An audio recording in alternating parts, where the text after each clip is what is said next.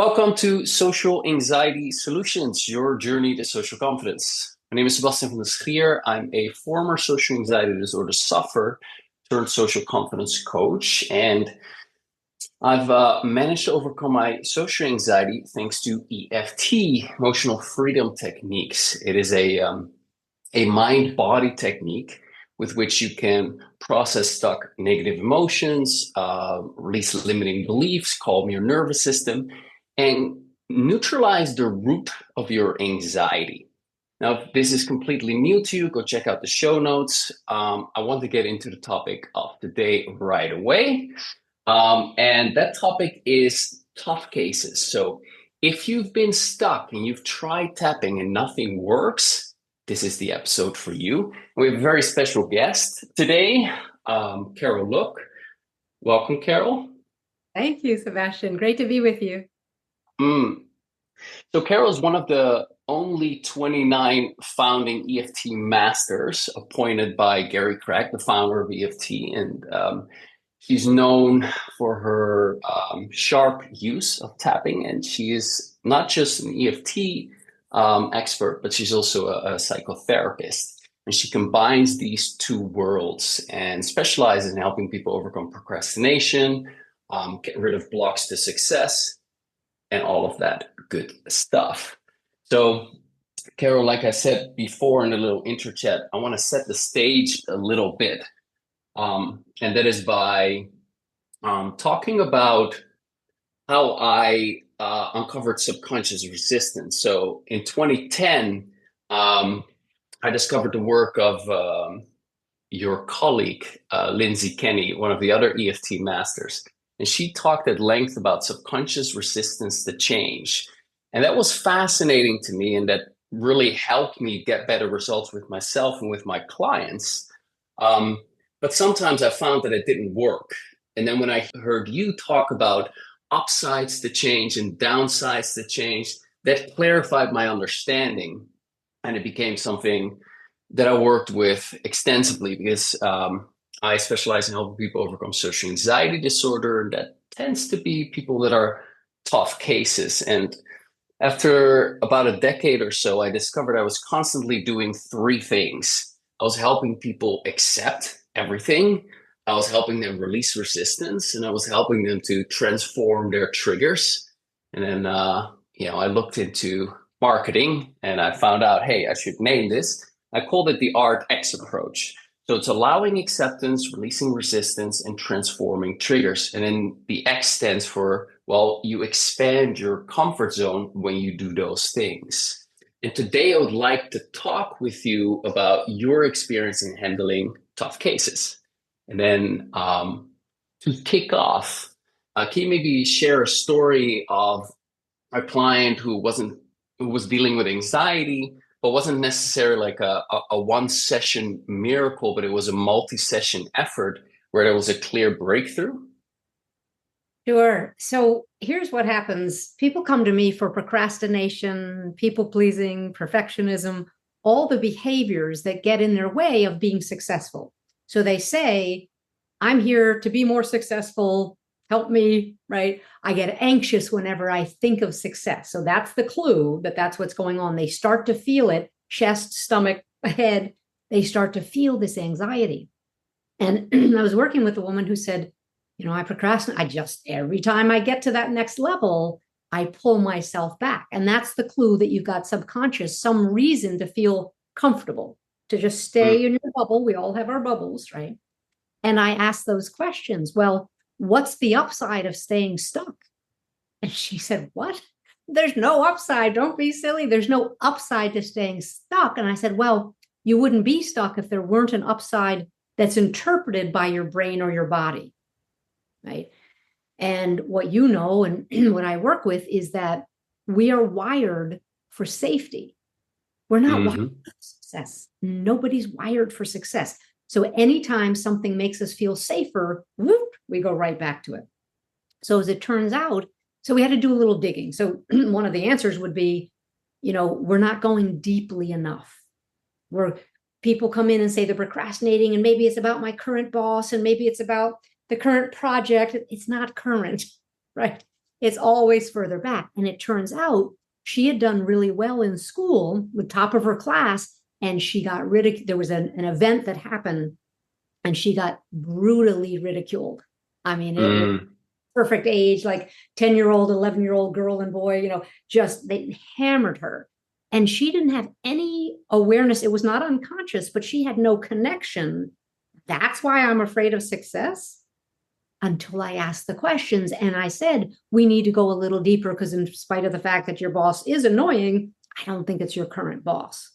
So once we got that, it was like, oh, then the layers start to open up, right? So she mm, thought she was a tough case. She identified herself as a tough case because she would take 2 steps forward, 1.5 back, 2 forward, 2 back, 2 forward. She never got beyond this comfort zone.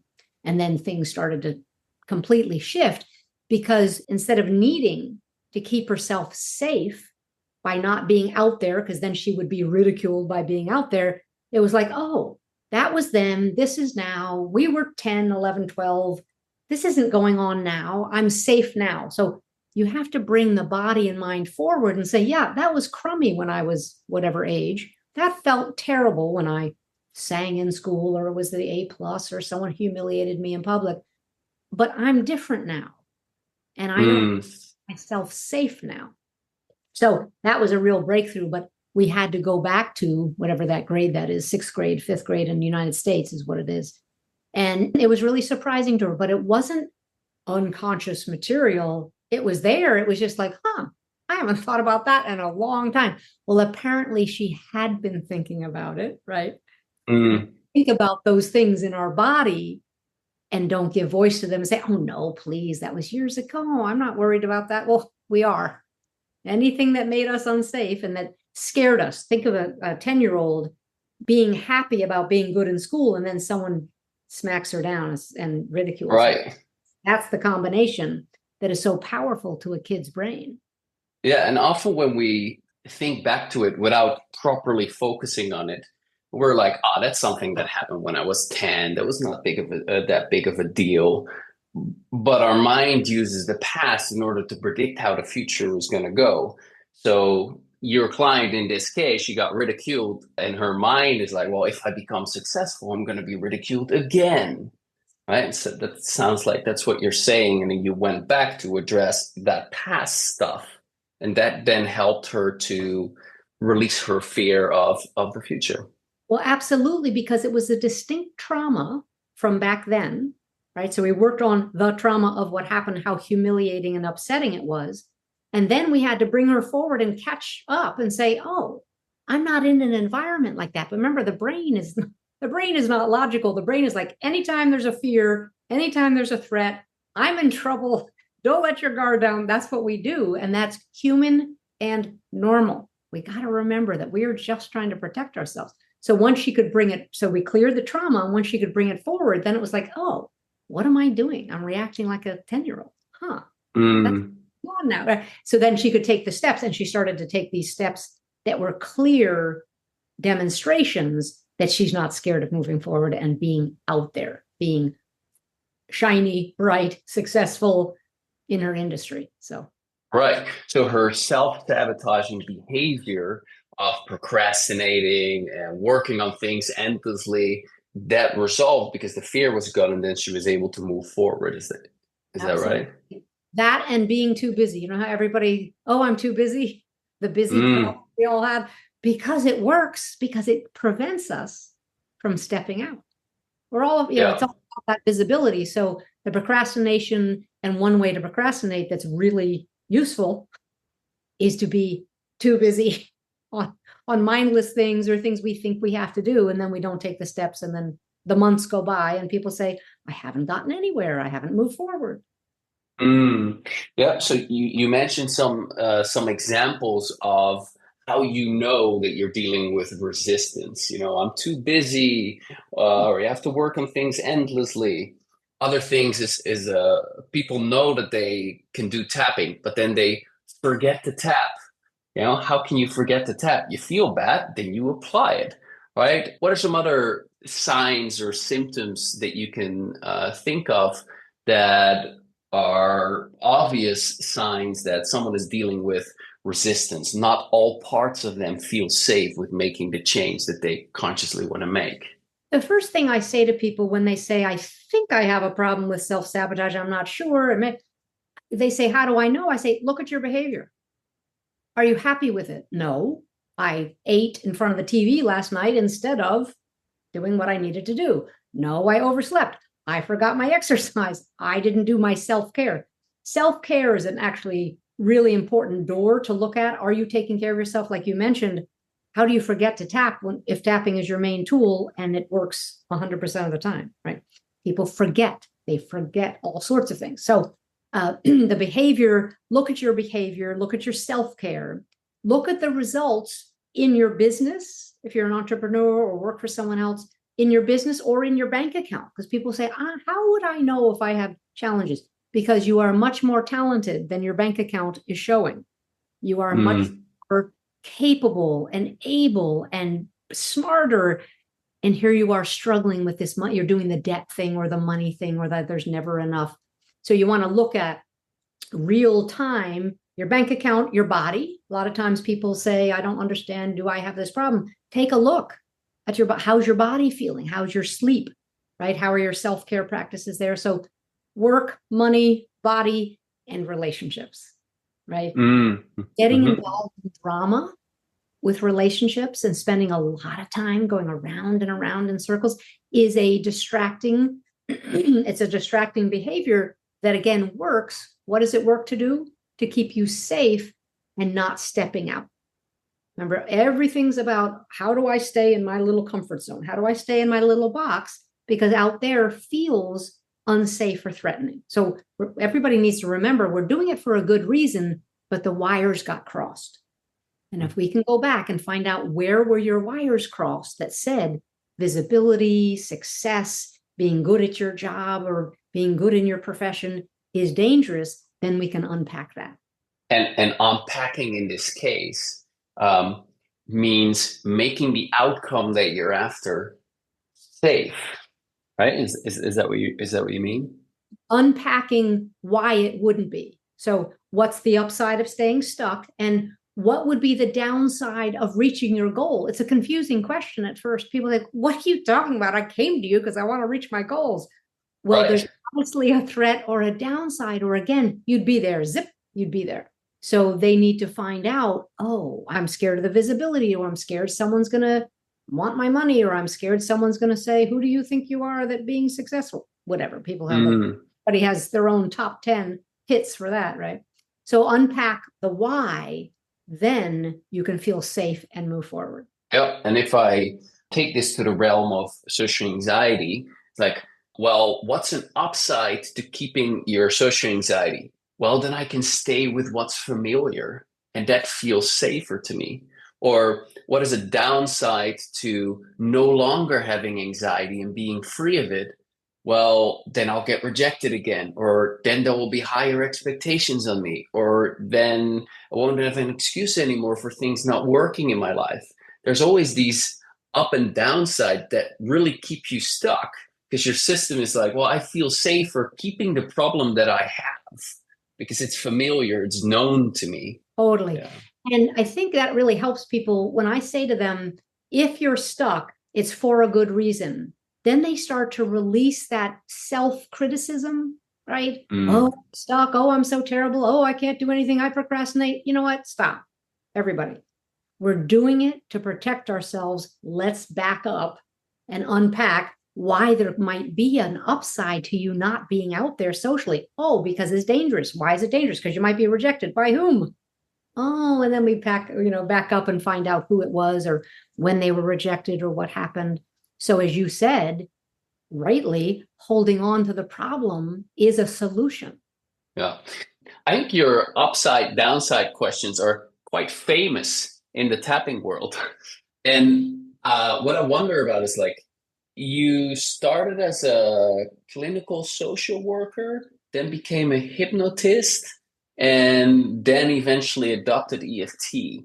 At which point did you discover that? And like, how did that affect your career or your work with clients? So I started as a clinical psychotherapist in an agency. So I got my master's degree, did regular psychotherapy. And I loved the idea of hypnosis. And I just loved it. Went, got all that training and did it. And someone in my hypnosis class said, if you like hypnosis and you think it's so fun to work with the brain that way, and why don't you try this weird new tapping thing? I did not know what they were talking about. Like, what do you mean? And I started doing tapping. I took my first class with Fred Gallo. And what happened is, people, when you're a hypnotist, people come to you for anxiety, quit smoking, and weight loss. And they say, you're my last hope. I'm finally seeing a hypnotist. And I was an okay hypnotist. I wasn't great. I was an okay, pretty good. Okay. And what I would do is say, hey, I'll do the script and I'll do the hypnosis for you, but I'd like to give you 5 minutes of this new self stress relief technique that I've learned. And if you don't like it, no problem. I'll give you the 5 minutes at the end. I won't waste any of your time. And every single person said, what are you doing? What just happened? And they'd come back the next week. I don't have cravings. I don't understand. I'm not anxious. I'm breathing differently, because I was tapping on helping them learn how to tap for what they came to me for hypnosis, anxiety, cravings, worries, breathing problems, anxiety, right? So that it built from there, because I was brand new with tapping. I didn't know what I was doing. And then I cleared my own insomnia by working on other people. I never worked on, Carol has insomnia, I'm anxious at night, I don't close off, I never did that. I was just tapping on everybody else's anxiety. I mean, teaching them how to do it across the chair. And suddenly I woke up and said, I think I fell asleep last night. And I was like, okay, I got it. This thing, I mean, other people were telling me how much it works, right? But until you have that profound experience yourself, it's a tool. Now it's like, oh, I'm sleeping now, which of course changed everything in my life, right? Sleep deeply, finally, to sleep well and not be anxious at night and, worry about the job and worry about the family and worry about everything. So that was the progression. I don't know if I answered your question, but that was the progression for me. And then the rest is That's how you found tapping. Yes. And then how did you discover the asking for downsides and asking for upsides? Myself. I was in a comfort zone financially and just making the same and the same. I was like, well, how can you make the same financially when you're in I was in private practice at that point. You can't do that. People come on different days, old clients leave, new clients come, you change your fees, holidays. How do you possibly make the exact same amount of money? And so I started asking, so I'm always my first guinea pig. So I started saying, there must be something to this. I must want it. Why would I be so comfortable here? I never knew my father's salary. I couldn't understand the number, but I knew something was going on. So I started doing that work with myself and with other people. Let's just pretend there's an upside to this.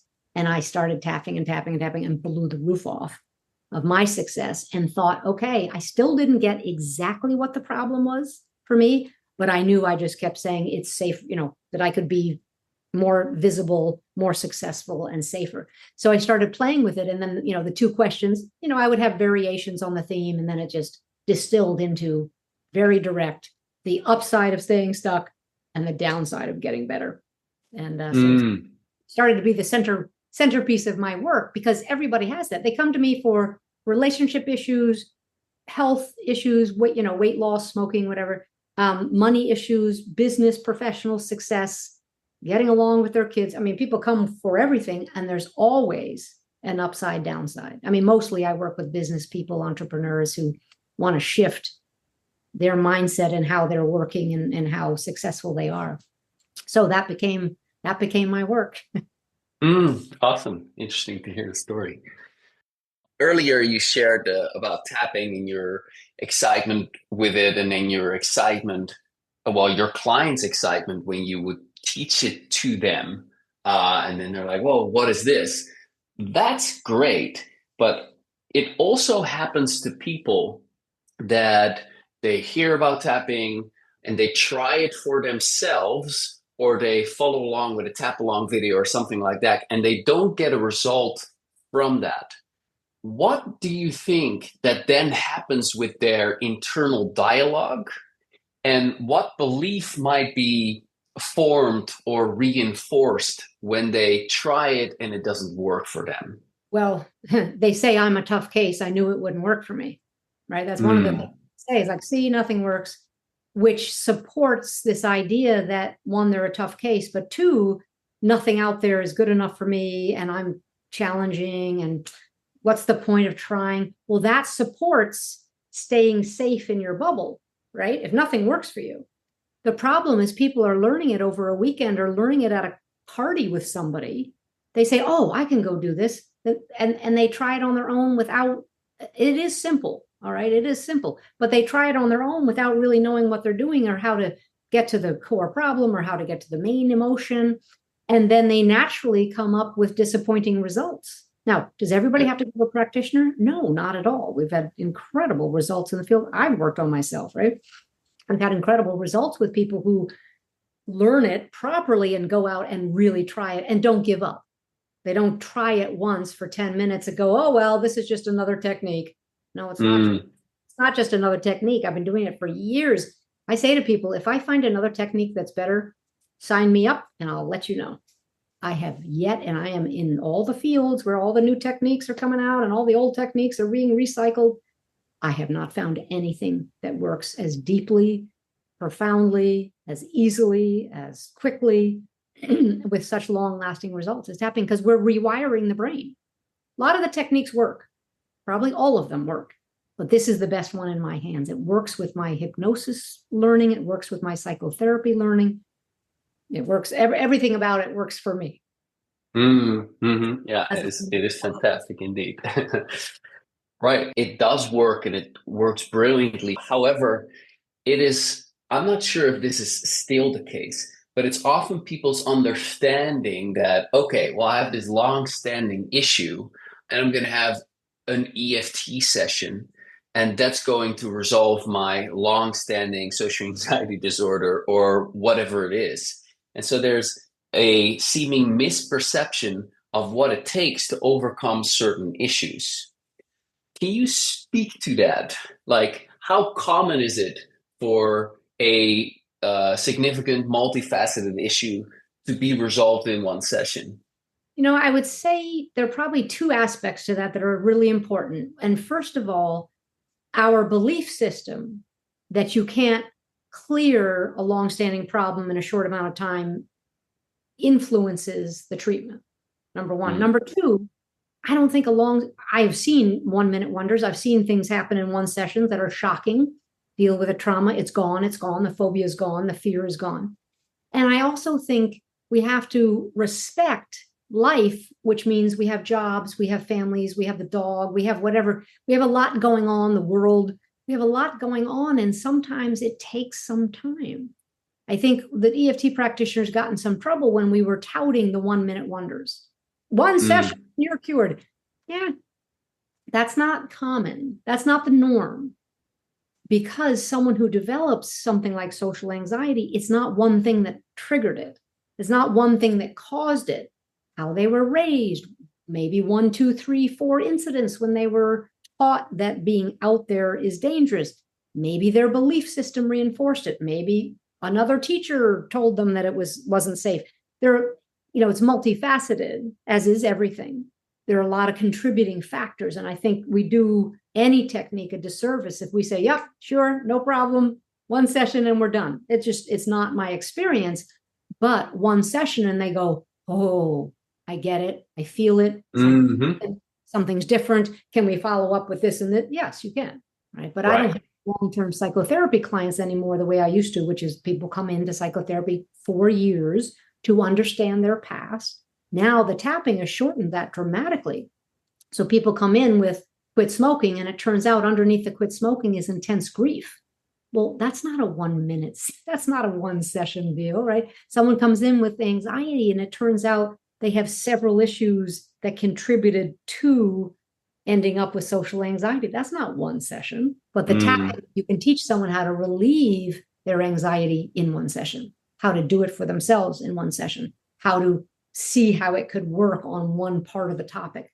I think that's something very, very profound, because when you get anxious, like you get anxious in front of ahead of a social situation, and it comes up and your heart is racing, and you don't know what to do. You try deep breathing, but it doesn't work. You listen to, whatever to try to calm you down and it's not effective, versus actually having something that works and that calms you down. And when you have a shift with that, that's typically when you're addicted for life because you're like, hey, I am now empowered to take charge of when I get thrown off my center. Yeah. Yeah, that's what's so amazing about it. And I tell people, because I was in the weight loss, quit smoking, quit drinking, the alcoholism field for a long time, I tell people to tap every day, because if they think they're going to tap on sugar cravings and going to lose 30 pounds, it's not going to happen. Right? You need to tap every day. And I make myself, I usually have this, I wear this inexpensive plastic watch to remind me to do my tapping, because sometimes it gets to 10 o'clock at night and I've had clients all day and I didn't do it yet. I do it every single day. And people say, well, what do you have to tap on? Are you kidding? I have a long list of things to continue to tap on. Stress in my life, stress going on, big family. And we want to do it not just once for a sugar craving, not just once because you have a speech you have to give at school or at work. It's an ongoing process of taking care of your nervous system. It's an ongoing tool. You don't shower once a week, right? It's an ongoing tool to help you feel better, get reoriented, say, you know what, I'm okay, I'm safe. Because remember, we're changing wiring. And if someone is socially anxious, or in my case, my insomnia, it didn't happen overnight. It didn't happen in one experience. It's a long time of learning. So I say to Yeah. people, tapping every day, oh, when I think of it, no. They can do whatever they want. But I say, please tap every day, 10 minutes every day. Or in the case of addictions and smoking and eating, and sometimes there are other addictions going on, like people on the internet and with the exes, you know how people get obsessed about their ex-boyfriend or girlfriend or whatever. Tap every day. Tap every day on that. Yeah, but it feels better. I know. I tap even when I feel great. Why would you do that? Because there's always something moving around there. I'm always having a reaction to people. Things are happening. I just spent a week with my nieces and nephews. I got a lot of nieces and nephews that can trigger everybody, right? Not just me. There's a lot going on in the world. So this idea of you meditate, oh, I only meditate on Fridays. That doesn't make any sense to me. If you're going to take care of yourself, if you want to be committed to really saying, I deserve to be taken care of, come up with a toolbox. I do exercise, meditation, and tapping. Right? I do my speed walking in the morning. Sometimes I do Qigong, but I have those three are my go-to. They're my best for me. If I don't take care of myself, I am no use to other people. Mm, I'm just yep. not. I become anxious, or I become reactive, or I become whatever happens in our interaction. So I do it every single day, even if I had a really good day. Same. Yep. And I think there's something important to point out, and that is that when you have a significant issue like social anxiety disorder, um, and you learn the tapping, that means that you're starting the process of being able to manage it better. That's kind of the first thing, being able to manage it better. But that doesn't mean that you cannot overcome it. There's three ways that I like to talk about that I've heard, by the way, on Gene's podcast a long time ago, but it's brilliant. And that person probably stole it somewhere as well. But anyway, it is anxiety reduces in three ways. It's intensity, it's duration, and it's frequency. So, feeling 8 out of 10 anxiety, that is very hard to cope. And feeling a 4 instead still sucks, but it sucks a lot less and you can cope a lot better. That's the intensity. Now, duration. When you get anxious, like I felt a bit of anxiety at the start of the call. I told you I haven't done any interviews for 7 years. Now that's calmed down. I still feel a little bit, but the duration of how long it sticks around is shorter. So you go to a party and you're anxious the whole night, or you're anxious for an hour or half an hour, or it comes up and it's already on its way out. And then last, frequency. Do you go somewhere or rather, let's just say you have a week, and in that week you get triggered 20 times or 10 times or 5 times. And it just becomes less and less of an issue. And then in the small times, the small moments that it does become, that it is still an issue, you have the tapping there in order to address it. So it's just very empowering at the start, throughout your journey, and you'll have it for the rest of your life, and you can apply it to other areas as well. Now, I got into a relationship. I've been free of social anxiety for a long, long time. And then I got into a relationship and I didn't get anxious, but there were all these other issues that were coming up. Like I couldn't be close. Like after 36 hours, I'm like, get the fucking away from me, you know, like I need to be alone. I would get aggressive and everything, and all sorts of other issues. Now, because of my history addressing social anxiety disorder, I know, okay, this is just the next thing that I'm going to be tapping on. So it's very empowering for people to know, hey, this is a tool for life. You know, you learn this skill and you have this with you forever. It's amazing. Dealing with the brain, years ago, that was one of the complaints that people would say, oh, you can't use tapping for success issues, anxiety issues, and cravings. Carol, that's ridiculous. Well, of course you can, because it's all about the brain's wiring. So what we're doing in the research that David Feinstein has done and Peter Stapleton has done, it calms down the fight or flight response. And if you go from a 10 to a 7, that's a win. If you go from a 7 to a 6, that's a win.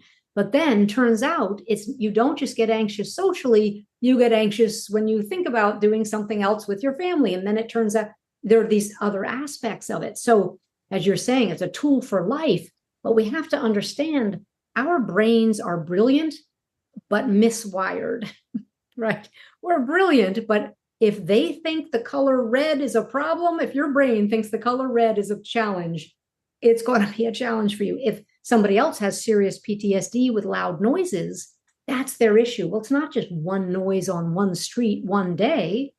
They could be interrupted by a loud noise at work. They could have it at their family. They could have it on the street. So people, I think, try to isolate things like it's this distinct problem. We're just more complicated. I'm sorry.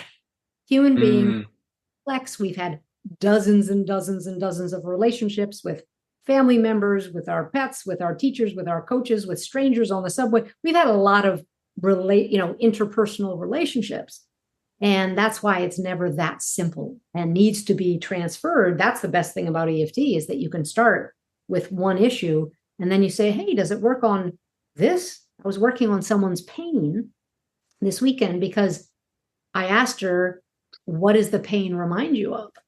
And she said, oh, reminds me of my ex-husband. I couldn't have come up with that. She came up with that emotionally. Mm-hmm. So I don't do pain per se because I'm not a doctor, but I can do the emotional contributors, right? So to be able to transfer in our lives all the lanes we have, our work and our health and our fears of the future and our past and our parents, and there are a lot of lanes that we can apply the tapping to. So, back to your other question about people giving up. If they give up, I say, well, you didn't do it with the right person, didn't learn it deeply enough, or you really don't want it to work. You really want to hold on to your problem, because if you do it correctly, you will get a response. Will you get a 10 to a 0? No, not every time. Of course not. But you will get a response.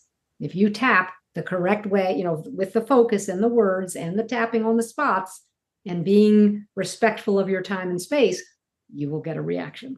Yep. And when you get stuck, when it doesn't work in the moment, there's always a solution for it.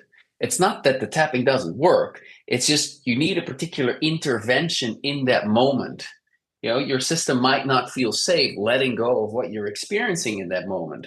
When you then address that, and now that obstacle is gone, now it does begin to go down. And that's part of the questioning too. Well, what obstacle is left? So let's say the person says the upside of staying stuck is because I think someone's going to, take a crack at me when I'm successful. Okay, then we do that. Oh, no, that's okay. What's the next thing that could happen? Oh, they're not thinking of the second thing because they've been focused on the first thing. Then we go to number. Sometimes there's number 3. Sometimes there's number 4. So we keep digging nicely, politely, respectfully, in a way that everybody can handle it. And then you go, okay, there were three biggies. There were three things that I feared about being visible socially. Oh, I thought it was only one big thing. So we keep going, the layered approach is how human beings, again, it's how we learn and it's how we unlearn. Yep. I learned this from Steve Wells. He has a simplified version of EFT, calls it simple tapping. He's like, you just focus on the next thing that is there, the next thing that is there. I kind of gave that a little name. I call it the elephant in the room process. You're like, "Hey, what's the elephant in the room? Is it a thought? Is it a feeling? Is it a bodily sensation? What's grabbing your attention? Whatever that is, focus on that. And your subconscious or you are, it's just presented to you on a silver platter. And then you just chip away the layers. Scan your body. Why do you have a headache today? Scan your body. Why is your tummy bothering you today? Right? Scan your mind. What's on your mind? Right? What is what keeps pulling at you that's saying, got to deal with this, got to deal with this. Right. And then that becomes your target for the tapping. Yep. Yep.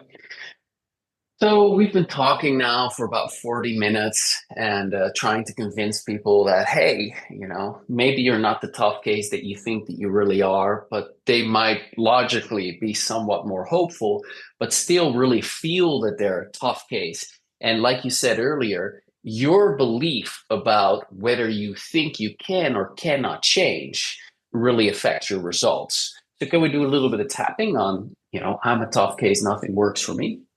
Yes. And remember, I would go back to the questions and say, what's the upside of seeing yourself as a tough case? Mm-hmm. That's a badge of honor. Oh, nothing works on me. Oh, no, I'm really tough. Maybe that's why you're holding on to it, right? So remember that, or the downside of being like a regular human being where techniques and tools work on you and that you're not tough. What would be the downside? Sometimes people will say, right, go ahead. Yeah. So when I tap on this, sometimes with clients, and I do this in groups as well, sometimes when I have them tap on, I'm a tough case, their face lights up like with a sense of pride. Yes, I'm the toughest case. Nothing works on me. But it's a contradiction because obviously, logically, they don't want to be a tough case. But then when you tap on it, it activates some part of them that's like connected to their identity. And yes, indeed, I'm the toughest case and nothing works for me. And yeah. Right. Changing our identity is tough, right? Mm. I don't want to Mm-hmm. change our identity, but we look under it and understand why it's being held up that way. And then it's like the tapping works. I love doing rebellion tapping. Mm. I refuse to let it go. The people who light up what you're talking about, I'm a tough case. When I say, and I refuse to let it go, they're like, yes, finally, someone is hearing me. Because while the research is brilliant and fantastic and has changed the entire field about what the tapping on acupuncture points does for our brain and our body and our nervous system, we can't measure what listening does. We can't measure what hitting the nail on the head does. You can't measure my voice and the exact words I say. They follow protocols in the research, but just being allowed to validate your feelings, Yeah. huge for Powerful. all humans, right? So don't forget that. So when people are saying, yes, yes, yes, I'm a tough case, right? Because they feel heard by you. They feel like, oh, someone gets me. Finally, someone gets me. That's a big deal of all healing, right? Yeah.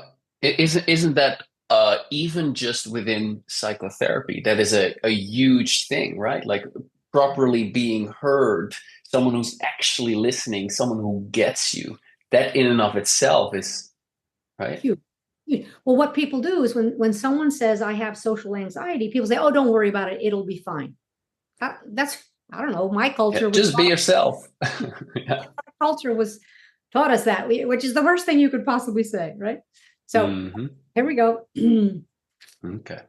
Everyone, if you want to measure this, you can. You don't need to. Just tap along with us. Even though I'm convinced I'm a tough case, Even though I'm convinced I'm a tough case, nothing ever works on me. nothing ever works on me. That's been my experience. That's been my experience. I deeply and completely accept all of me anyway. I deeply and completely accept all of me anyway. Even though I have this identity as a tough case, Even though I have this identity as a tough case, And nothing has worked on me. nothing has worked on me. I accept who I am, and I might be open to changing. I accept who I am, and I might be open to changing. I'm convinced I'm a tough case. I'm convinced I'm a tough case. That's what I've learned. That's what I've learned. And I can see that I'm holding on to it. And I can see that I'm holding on to it. I don't want to let go I don't want to let go because I'm scared to let go. because I'm scared to let go. I'm scared to let go of my identity as a tough case.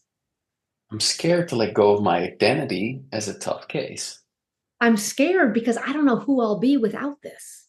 I'm scared because I don't know who I'll be without this. No wonder I'm holding on so tightly. No wonder I'm holding on so tightly.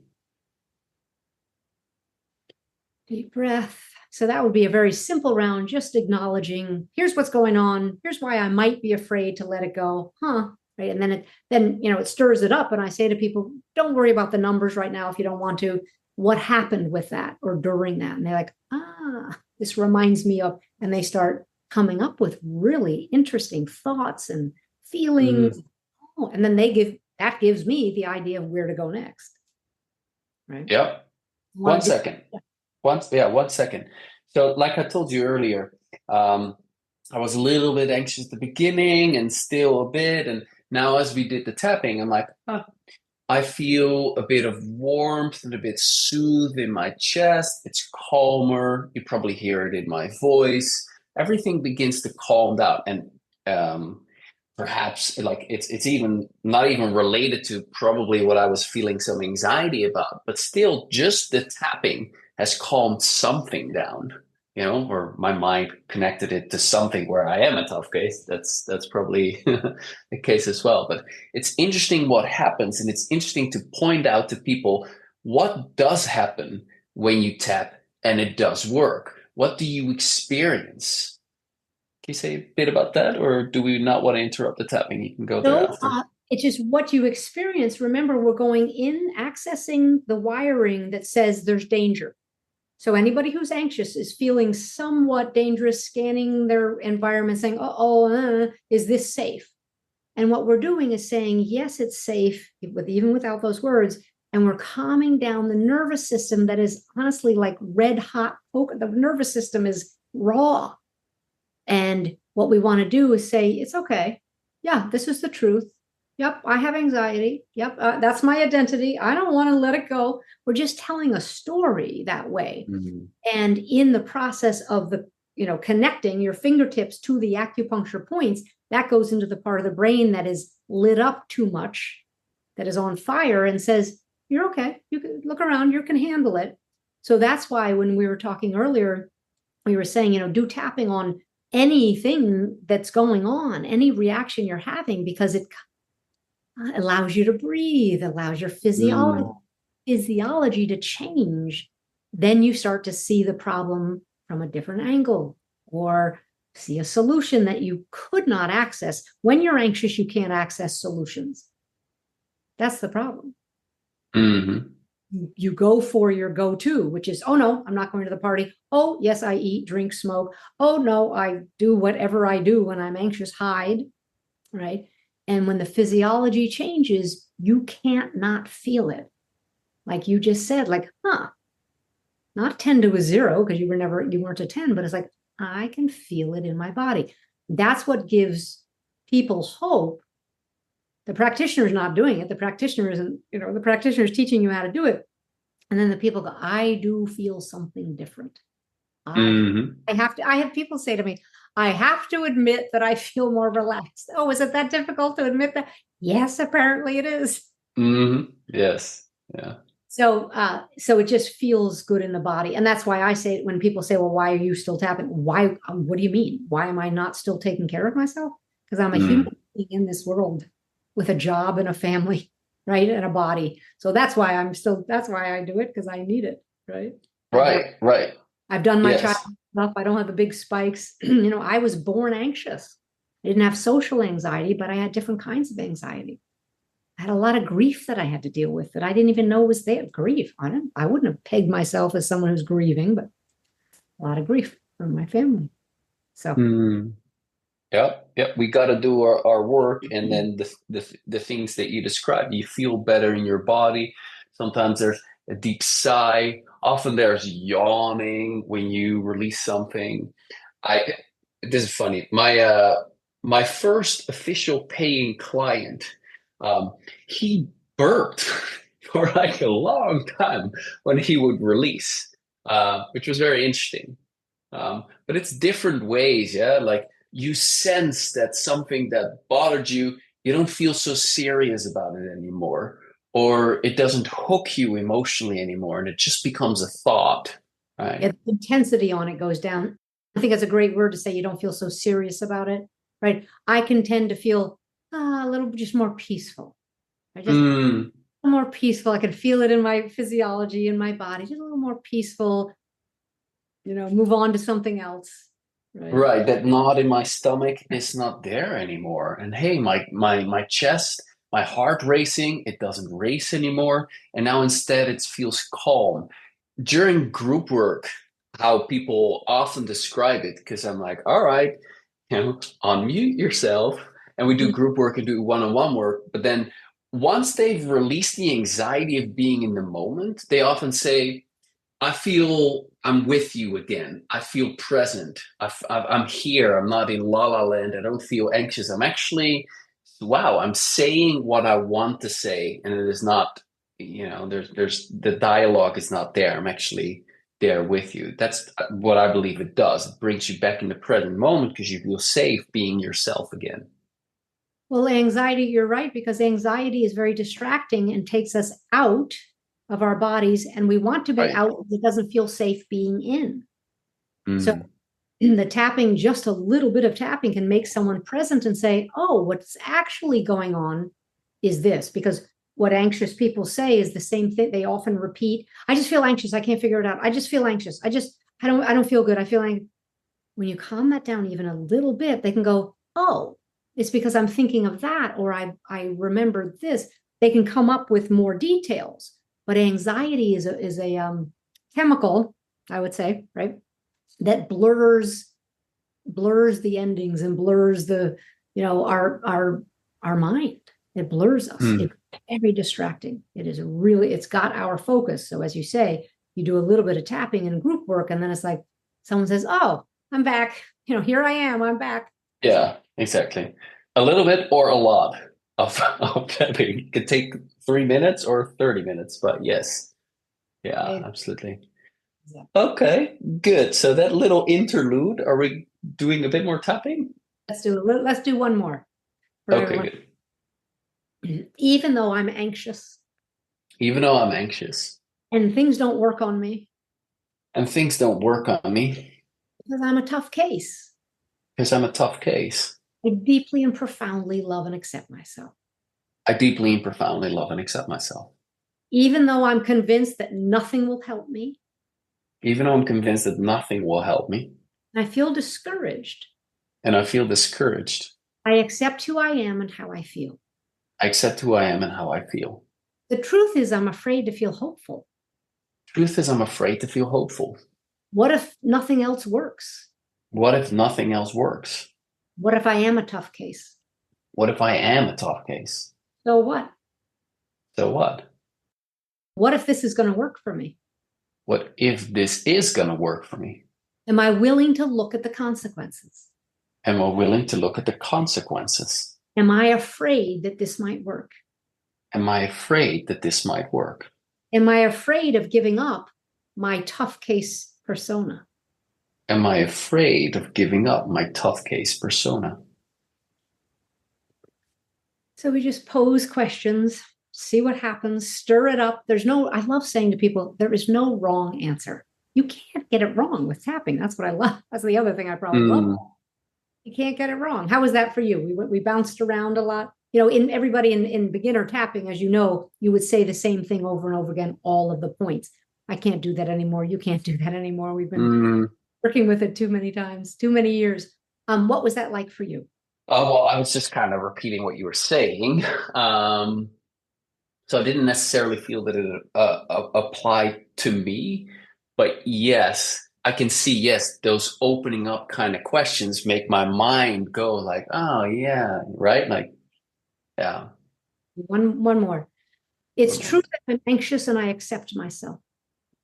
It's true that I'm anxious and I accept myself. I'm anxious, but I'm grateful too. I'm anxious, but I'm grateful too. I'm anxious, but I'm finding new tools. I'm anxious, but I'm finding new tools. I'm anxious and I totally accept myself. I'm anxious and I totally accept myself. I love knowing there's room to grow. I love knowing there's room to grow. I love knowing I can expand myself. I love knowing I can expand myself. I've just been trying to keep myself safe. I've just been trying to keep myself safe. And I appreciate that about me and my nervous system. And I appreciate that about me and my nervous system.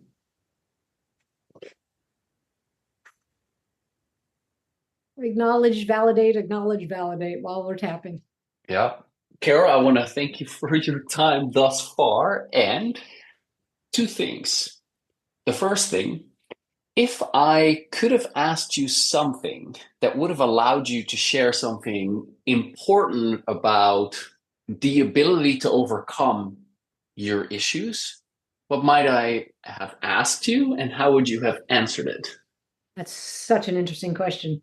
I would say it has to do with persistence and not giving up. I was not a 1 minute wonder on the 25 pounds, Same. on the grief, on the insomnia, right? So you could have asked me, what kept you going when you weren't getting whopper, wild, fantastic results in 1 hour? Hope, right?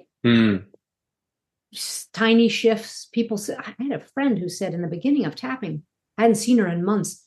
And she said, you're different. What are you doing? I couldn't answer her, but I could tell you that I'd been doing tapping for months, right? So it's little bits. Don't look for the wow, whopper, quantum, oh my gosh, you've changed your life. Look for small, wonderful changes that make you feel better every day. Look for the small. And that's what I kept finding. So I would go, I do my weight, I do the, I quit smoking before I learned tapping. But because I didn't use a tool like tapping, I just quit cold turkey. I had a problem with wanting to smoke for a long time. Under stress and duress, that was my tool. That's what made me feel better. That's what calmed my anxiety down since a teenager, right? So just keep tapping. Don't give up. Keep working on things and don't expect it to be so linear. I have problem A. I worked on it for an hour and I'm done. Check. Again, that's not how human beings work, right? So no. Keep a list, keep a journal. How's that feeling? You used to be afraid of this kind of work. You took care of that. Now you're afraid of this kind of exposure at work. Oh, okay. You have it's a different issue. Different issues. Like you used to have migraines, you don't have migraines, but that's interesting. You have tension in your shoulders. Okay, it's another issue. So keep with it. I would say, I'm not answering your question, but I'm just going to say to everybody, please keep with it. Please keep with it. You will transform your life. Exactly. Yeah. It's a journey of a lot of little steps. Yes. Yeah. Excellent. Carol, thank you very much for your time. Where could people find out more about your work, or is there anything that you could promote or anything that people might be interested in? Well, what I've been doing recently is writing books. So the most recent one is called Yes, Thank You, Tapping into the Superpower of Gratitude. And I talk about why I couldn't stick with the gratitude list, what were the problems going on, how to get over that, and how to use tapping. I'm telling your audience, you don't have to buy the book. If you want to buy the book, thank you very much. That's great. But you don't have to. I'm going to give you the website where you can go and put your name in and get free videos that go along with the book. They're not social anxiety related, but they're all tapping sequences that are really good for you. So go to www.theyescode.com/thank you. You'll go to a page, it'll say, thank you for buying the book, put your name in, and then you get all the videos. The Yes Code was the first book that I did last year. So that's a way to get a lot of free videos. And again, just because they're not focused on social anxiety, they're focused on guilt about saying no. And, because a lot of it's about the challenges we have to really being centered and being ourselves and not set. So that would be those are great videos. So you can go there, or carollook.com is my regular website. Fantastic. Fantastic.